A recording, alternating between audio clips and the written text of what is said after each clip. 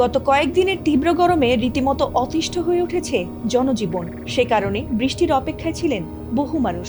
অবশেষে সেই অপেক্ষার পালা ফুরিয়ে এবার টানা বৃষ্টির মুখে পড়তে যাচ্ছে গোটা দেশের মানুষ।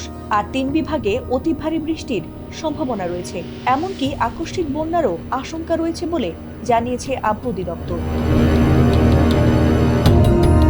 আবহাওয়া অফিস জানিয়েছে, এপ্রিলের তাপপ্রবাহ শেষে সোমবার থেকে মে মাসের প্রথম সপ্তাহ পর্যন্ত দেশ জুড়ে টানা বৃষ্টি হতে পারে। সে সময় ভারী থেকে অতি ভারী বৃষ্টি হতে পারে সিলেট, রংপুর ও ময়মনসিংহে। এছাড়াও টানা বৃষ্টি ও উজানের ঢলে উত্তর পূর্বের জেলা সুনামগঞ্জ, সিলেট, নেত্রকোনা, হবিগঞ্জ ও মৌলভীবাজারে আকস্মিক বন্যার আশঙ্কা রয়েছে বলে জানিয়েছে আবহাওয়া অফিস ও বন্যা পূর্বাভাস ও সতর্কীকরণ কেন্দ্র।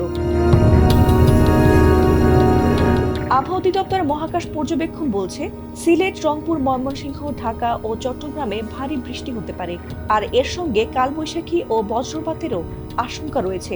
এ নিয়ে আবহাওয়াবিদ ডক্টর আবুল কালাম মল্লিক বলেন, রংপুর, ময়মনসিংহ ও সিলেট বিভাগে, পরে ঢাকা, চট্টগ্রাম ও বরিশাল বিভাগে ভারী থেকে অতি ভারী বৃষ্টির সম্ভাবনা রয়েছে। এদিকে বন্যা পূর্বাভাস কেন্দ্র বলছে, বৃষ্টির প্রকোপ বাড়লে উজানের ঢল তীব্র হয়ে ভাটির দিকে প্রবাহিত হবে। আর তাতে সিলেট বিভাগের সারিগোয়াইন, যদুকাটা, মনু, খোয়াই ও কংস নদ বিপদসীমার উপর দিয়ে প্রবাহিত হওয়ার আশঙ্কা রয়েছে। আর তাতে সুনামগঞ্জ, নেত্রকোনা, হবিগঞ্জ ও মৌলভীবাজারে আকস্মিক বন্যা হতে পারে।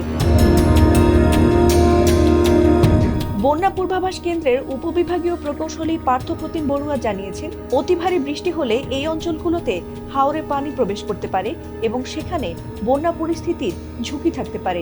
ভারী বৃষ্টির সম্ভাবনা মেঘালয়ের এই অংশেই বেশি, কিন্তু পরে তা অব্যাহত থাকলে মৌলভীবাজার ও হবিগঞ্জের বেশ কিছু অংশে বৃষ্টিপাতের প্রবণতার ফলে নিম্নাঞ্চলে বন্যা পরিস্থিতির ঝুঁকি রয়েছে। যদিও সেই আসন্ন ক্ষতি থেকে এবারও বন্যা শুরুর আগেই ধান কাটার পরামর্শ দিয়েছে পানি উন্নয়ন বোর্ড।